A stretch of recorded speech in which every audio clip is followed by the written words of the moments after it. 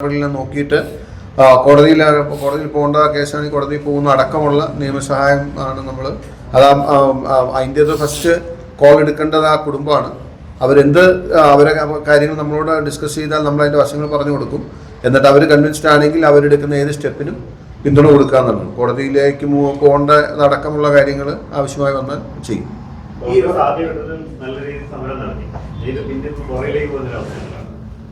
അല്ല, നമുക്ക് ഇപ്പോൾ അതുകൊണ്ടാണ് ഞങ്ങളിപ്പോൾ ടിക്കറ്റ് ഞാൻ പറഞ്ഞിരുന്നത് എല്ലാത്തിനും ഒരു പ്രോസസ്സ് ഇല്ലേ. സമരം നടത്തി അത് പൊതു ശ്രദ്ധയെ കൊണ്ടുവന്നു, നിങ്ങളെല്ലാവരും അത് ടേക്കപ്പ് ചെയ്തു, കേരളം മുഴുവൻ ചർച്ചയായി. ഇപ്പോൾ 3 പേരെ പ്രതിയാക്കി ഒരു കേസെടുക്കണമെന്ന് കേസന്വേഷണത്തിൽ പോലീസിൻ്റെ അലംഭാവം. ഇപ്പോൾ 20-ാം തീയതി നടന്ന കേസിൽ 1 മാസം തയ്യാറാകുമ്പോഴത്തേക്കും നമുക്ക് ഏകദേശം പോലീസിൻ്റെ അന്വേഷണം എങ്ങോട്ടാണ് പോകുന്നത് എന്ന് കണ്ടു. അതുകൊണ്ടാണ് ഞാൻ DYSP ഓഫീസ് മാർച്ചുണ്ടായിരുന്നു, പാർട്ടി പ്രതികരിക്കാതിരുന്നിട്ടില്ല. ഇനിയിപ്പോൾ എന്നോട് KPCയുടെ നിർദ്ദേശം അനുസരിച്ച് കൂടിയാണ് ഞാൻ വീട് സന്ദർശിക്കാനിടയായത്. അപ്പോൾ പാർട്ടി അതിൻ്റെ അകത്ത് നിലപാട് സ്വീകരിച്ച് ആ വിഷയം ടേക്കപ്പ് ചെയ്ത് ഞങ്ങൾ മുന്നോട്ട് കൊണ്ടുപോകുന്നതിൻ്റെ ഭാഗമായിട്ടാണ് ഘട്ടം ഘട്ടമായിട്ടാണല്ലോ ചെയ്യുന്നത്. അങ്ങേയറ്റം ക്രൂരതയാണ്. കാരണം അതുപോലൊരു മരണം നടന്ന കുടുംബത്തിലെ ആളുകൾ ഇത്രയും മനപ്രയാസം ഇരിക്കുമ്പോൾ മരിച്ച ആളുടെ മനോനില പരിശോധിക്കണമെന്ന നിലയിലുള്ള വഴിയെ പോയ വയ്യാവേലി എന്നൊക്കെ രീതിയിലുള്ള പരാമർശങ്ങൾ ഒരുപക്ഷെ അത് കുടുംബത്തോടും മരിച്ച ആളോടും കാണിക്കുന്ന വലിയ ക്രൂരതയും അനാദരവുമാണ്.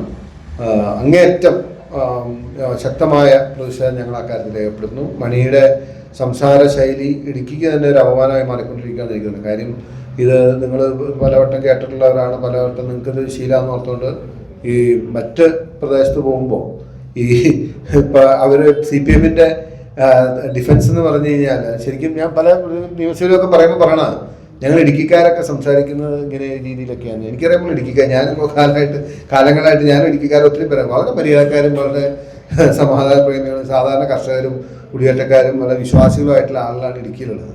അതുകൊണ്ട് ഇടുക്കിയുടെ ലേബൽ അതിൻ്റെ അകത്ത് ചാർത്തി മണിയെ ന്യായീകരിക്കേണ്ട എന്നുള്ളതാണ് ഞങ്ങൾക്ക് പറയാനുള്ളത്. അത് കുടുംബത്തെ അപമാനിക്കുന്നതിന് തുല്യമാണ്. അതിനും അതിൻ്റെ അകത്തും നിയമപരമായ വശങ്ങൾ ഞങ്ങൾ പരിശോധിക്കും. അതായത് ഈ വനഭേദഗതി ബില്ല് അമെൻമെന്റ് അപ്രൂവ് ചെയ്ത ഏക ബോഡിയാണെന്ന് പറയുന്നത്. ആ അമെൻമെന്റ് കണ്ട് അപ്രൂവ് ചെയ്ത ഏക ബോഡി എന്ന് പറയുന്നത് കേരള ക്യാബിനറ്റാണ്. കേരള ക്യാബിനറ്റിൽ റോഷി മിനിസ്റ്ററായിട്ടിരിക്കുകയാണ്. അപ്പോൾ ഞങ്ങൾ MLA-മാർക്ക് അതിൻ്റെ കോപ്പി വരുന്ന സമയം ഞങ്ങളാരും കണ്ടിട്ടില്ല, ഞങ്ങൾക്ക് ആർക്കും വന്നിട്ടില്ല. പലപ്പോഴും ഇവിടെ സോഷ്യൽ മീഡിയയിലൊക്കെ പറഞ്ഞാലും മറ്റൊക്കെ വന്നത് ഈ MLA-മാരും പ്രതികരിക്കാനായിട്ട് അറിഞ്ഞില്ല. കാരണം വൺസ് പബ്ലിഷ് ചെയ്യുമ്പോൾ മാത്രമാണ് MLA-മാർക്ക് അതിൻ്റെ കോപ്പി സർക്കുലേറ്റ് ചെയ്ത് വരുന്നുള്ളൂ. അതിനു മുമ്പ് ഈ അമെൻമെന്റ് കണ്ടത് അപ്രൂവ് ചെയ്തത് കേരള ക്യാബിനറ്റാണ്. ആ ക്യാബിനറ്റ് റോഷിയേഴ്സിനടക്കം ഇരിക്കുകയാണ്.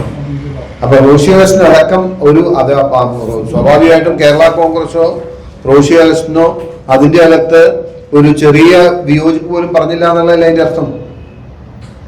കേരള കോൺഗ്രസ് പാർട്ടിയുടെ നിലപാട്, കേരള കോൺഗ്രസ് മണി ഉത്തരം പറയാൻ തയ്യാറാകേണ്ട ഇവിടുത്തെ ജനങ്ങളോട് ഇപ്പൊ കിടന്ന് വെപ്രാളം കൂട്ടം എന്തുകൊണ്ട് അതിൻ്റെ ആ വനഭേദഗതി നിയമം വന്ന് വലിയ പ്രതിഷേധവും പ്രക്ഷോഭവും പ്രതിപക്ഷവും കേരളത്തിന്റെ പൊതുസമൂഹവും മലയോര മേഖലയിൽ ആളുകളും ഉയർത്തിയതിന് ശേഷമാണ് കേരള കോൺഗ്രസ് എമ്മും മന്ത്രി റോഷി അഗസ്റ്റിനും ഈ കാര്യത്തിൽ നിലപാട് മാറ്റം വന്നത്.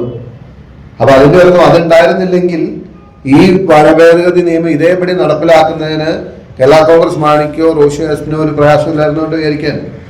ഇത് അങ്ങേറ്റം നമ്മൾ ഗൗരവത്തിൽ ചർച്ച ചെയ്യേണ്ട ഒരു വിഷയമാണ്. പക്ഷെ നിങ്ങൾ ഇവിടെ വേണ്ട പോലെ നിങ്ങൾ പറഞ്ഞത് സംശയമാണ്. അതുകൊണ്ട് ഞാൻ ആരും ഇത് പറഞ്ഞത് മാത്രം സംശയത്തിന് അല്ല, അതൊക്കെ ഞാൻ പറഞ്ഞ അതിനു മുമ്പ് അദ്ദേഹത്തിന്റെ പാർട്ടിയുടെ പ്രതിനിധി ഇത് അപ്രൂവ് ചെയ്ത് വിട്ടല്ലേ. അദ്ദേഹത്തിന്റെ പാർട്ടി പ്രതിനിധി മന്ത്രിസഭയായിട്ടല്ലോ. അപ്പൊ അതിനെ സംബന്ധിച്ച് മറുപടി പറയേണ്ട ആദ്യം ജോസ് കെ മാണി ഇതിൽ പ്രതിഷേധം ഉണ്ടെന്ന് പറയുമ്പോൾ അദ്ദേഹത്തിന്റെ പാർട്ടിയുടെ മന്ത്രി ഈ ബില്ല് ക്യാബിനറ്റിൽ വന്നപ്പോൾ വാട്ട് വാസ് ഹിസ് അപ്രോച്ച് എന്ന് പറയണ്ടേ? അത് പറയാൻ ബാധ്യസ്ഥനാണ്, അത് പറഞ്ഞിട്ടില്ല. അപ്പൊ ജനങ്ങളെ അങ്ങനെ കളപ്പിക്കാൻ നോക്കരുത്. ഇത് ഈ സർക്കാർ വന്നതിന് ശേഷമാണ് ഈ മലയോര മേഖലയിലെ ജനങ്ങൾക്ക് ഇത്രയേറെ പ്രയാസം. ഇടുക്കിയിലെ ഭൂപ്രശ്നങ്ങളുടെ മുഴുവൻ തുടക്കം എന്ന് പറയുന്നത് പിണറായി വിജയൻ അധികാരത്തിൽ വന്ന് 3 മാസം കഴിഞ്ഞപ്പോൾ തുടങ്ങിയതാണ്. 3 മാസം കഴിഞ്ഞപ്പോൾ 2010 വന്നൊരു വിധി 2016 വരെ ഈ സംസ്ഥാനത്തോ ഈ ജില്ലയിലോ ഒരു രീതിയിലും കർഷകരൊക്കെ ഒരു ബുദ്ധിമുട്ടും സൃഷ്ടിക്കാതിരുന്നതിനെ പുതിയതായ നിർവചനം നൽകി പിണറായി വിജയൻ വന്ന് 3 മാസം കഴിഞ്ഞപ്പോൾ ഇറക്കിയ ഉത്തരവാണ് ആദ്യം ഇതിന്റെ തുടക്കം. ഭൂപ്രശ്നങ്ങളുടെ ഒന്നിനു പിറകെ ഒന്നായി ഏറ്റവും ഒടുവിലായി വനഭേദഗതി ബില്ല് അടക്കം വന്നിരിക്കുന്നു. ഒരു നിശബ്ദമായ കുടിയിറക്കം യഥാർത്ഥത്തിൽ നടക്കുന്നുണ്ട്. നമ്മളാരും ശ്രദ്ധിക്കാഞ്ഞിട്ടാണ് ആ നിശബ്ദമായ കുടിയിറക്കത്തിലേക്ക് ഇവിടുത്തെ ജനങ്ങളെ തള്ളിവിടുന്നത് ഇവിടുത്തെ ഇടതുപക്ഷ ജനാധിപത്യ മുന്നണി ഗവൺമെന്റാണ്. അവർക്ക് ആശ്രയമില്ലാതെ, അഭയമില്ലാതെ, ജീവനും സ്വത്തിനും സംരക്ഷണവും ഇല്ലാതെ വന്യമൃഗങ്ങളിൽ നിന്നാണെങ്കിലും അധികാരികളിൽ നിന്നാണെങ്കിലും വനം ഉദ്യോഗസ്ഥരിൽ നിന്നാണെങ്കിലും വല്ലാത്ത രീതിയിലുള്ള ഹറാസ്മെന്റ് മലയോര ജനത ഏറ്റുവാങ്ങുകയാണ്.